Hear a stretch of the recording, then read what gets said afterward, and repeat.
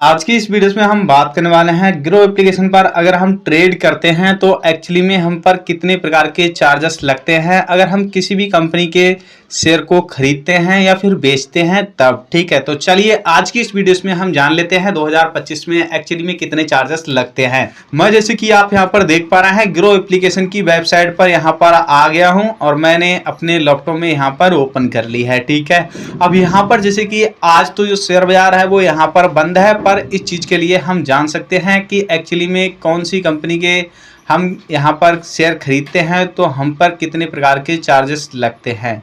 तो जैसे कि मैं यहाँ पर बात कर लेता हूँ ITI। ठीक है, इस कंपनी को मैं यहाँ पर ओपन कर लेता हूँ। ओपन करने के बाद एक्चुअली में इस कंपनी का जो शेयर प्राइस है वो है 442.70 पैसे।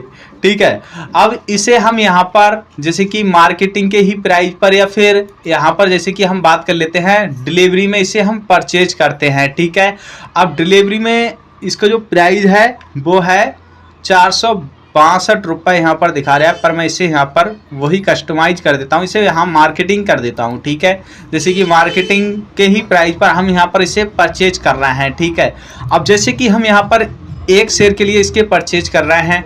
ठीक है, तो इसके हमें कितने चार्जेस पे करने पड़ेंगे सबसे पहले तो हमें इसके बारे में पता होना ही चाहिए। ठीक है, तो यहाँ पर हम सिंपली क्लिक करते हैं नीचे में और फिर उसके बाद में हमें यहाँ पर देखने को मिल जाएगा जैसे कि जो ब्रोकर चार्जेस है वो है यहाँ पर एक शेयर का 2 पॉइंट यानी कि 2 रुपये। ठीक है, इसी के साथ में यहाँ पर हमें एक्सचेंज ट्रांजैक्शन चार्जेस है वो है 0.02।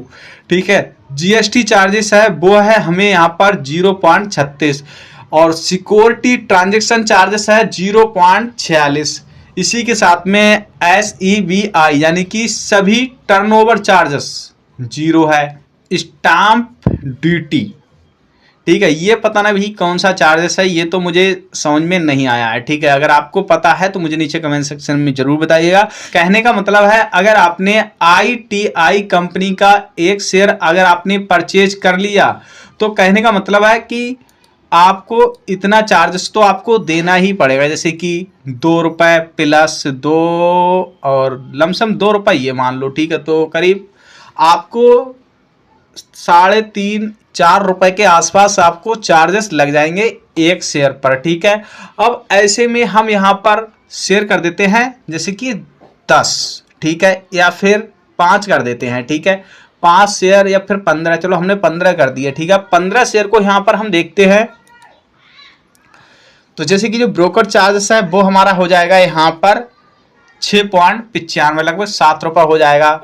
एक्सचेंज ट्रांजैक्शन चार्जेस है वो यहाँ पर हो जाएगा 0.26। तो कहने का मतलब है सभी चार्जेस भी यहाँ पर आपके बढ़ रहे हैं। ठीक है, इसी के साथ में एक चार्जेस यहाँ पर और ठोक दिया गया है, यह है सिक्योरिटी ट्रांजैक्शन चार्जेस। ठीक है, और यहाँ पर GST चार्जेस। ठीक है, यहाँ पर आ जाता है वही सभी टर्नओवर चार्जेस और यहाँ पर आ जाता है स्टाम्प ड्यूटी चार्जेस। ठीक है, तो ये आपको चार्जेस पे करने पड़ेंगे।